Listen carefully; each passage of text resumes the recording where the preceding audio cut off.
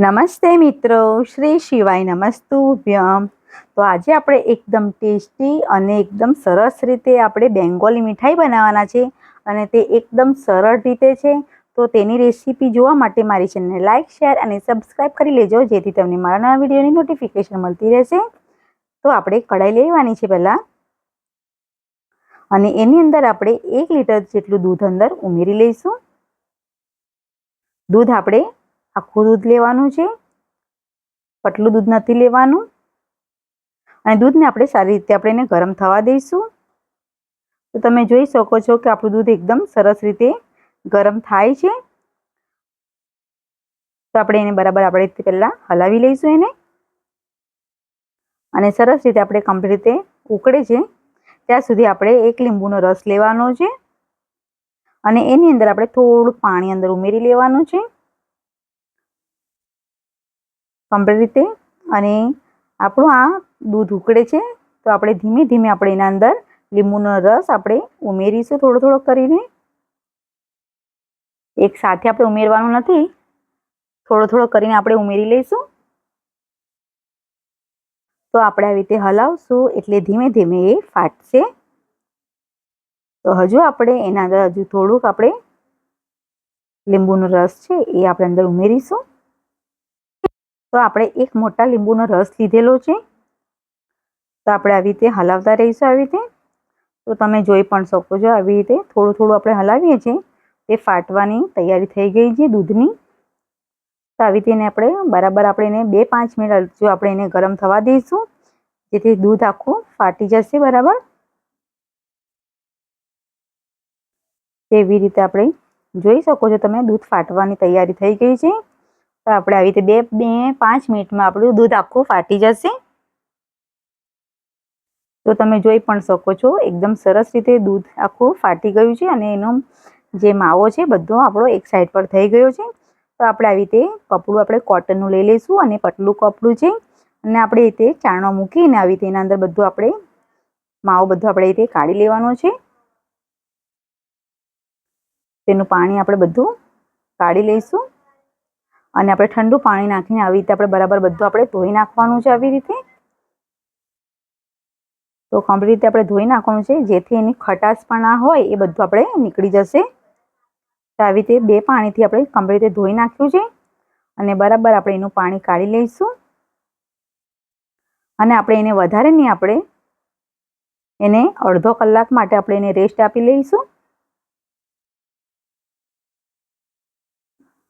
તો અડધો કલાક માટે રહેવા દઈશું. અને અડધો કલાક થઈ પણ ગઈ છે, અને તમે જોઈ શકો છો એકદમ સરસ રીતે પનીર જેવું આપણું રેડી થઈ ગયું છે. એનું બધું પાણી નીકળી ગયું છે, અને આવી રીતે હાથેથી આપણે એને બરાબર આપણે એને કાઢી લઈશું. આવી રીતે મસળી લેવાનું છે પાછું.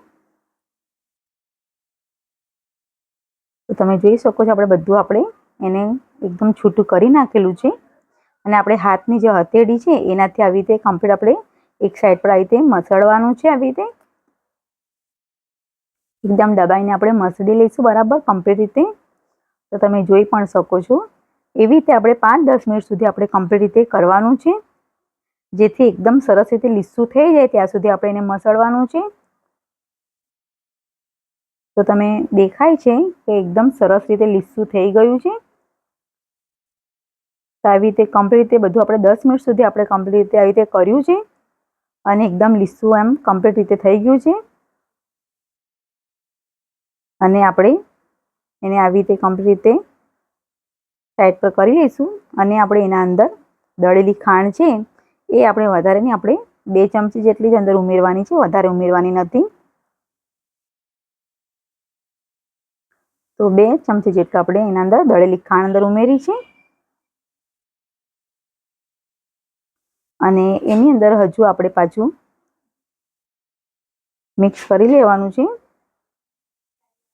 તો આપણે એની અંદર આપણે એલચીનો પાવડર છે એ આપણે 4-5 એલચી લીધી હતી, એ આપણે ખાંડીને આપણે અંદર ઉમેરવાની છે, અને બધું મિક્સ કરી લઈશું આપણે આવી રીતે. અને આવી રીતે હાથેથી મિક્સ કરી આપણે તેવી રીતે જ આપણે આવી રીતે એને હથેળીના મદદથી આપણે બરાબર આપણે બધું મિક્સ કરી લઈશું બરાબર આવી રીતે, જેથી એકદમ સરસ રીતે બધું મિક્સ થઈ જશે. તો એવી રીતે આપણે હાથની હથેળીથી આવી રીતે બરાબર મચડી લેવાનું છે. તો તમે જોઈ શકો છો એકદમ સરસ રીતે લીસાસપણું પણ આવી ગયું છે. અને આવી રીતે આપણે એને ગોળ આપણે વાળવાનું છે. તો આવી રીતે હાથેથી આપણે કમ્પ્લીટ રીતે બરાબર ગોળ કરી લઈશું. તો તમે જોઈ પણ શકો છો એકદમ સરસ રીતે આપણું એકદમ ગોળ રેડી થઈ ગયું છે. એ ફાટેલું ના જોઈએ જરીક પણ. અને એવી રીતે આપણે બધા કમ્પ્લીટ કરી લેવાના છે. તો આપણે કમ્પ્લીટ એવી રીતે કરી લીધા છે. અને આપણે આ કેસર થોડુંક આપણે પાણીમાં આપણે પલાળ્યું હતું આપણે.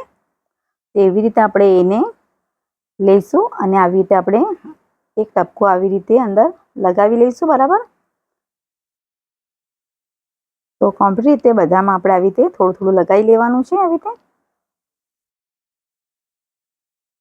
જેથી એનો ટેસ્ટ પણ અને દેખાવ પણ બહુ સરસ આવશે.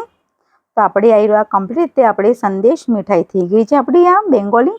અને તમને મારો વિડીયો પસંદ આવ્યો હોય તો પ્લીઝ લાઇક, શેર અને સબસ્ક્રાઈબ કરજો. Thank you.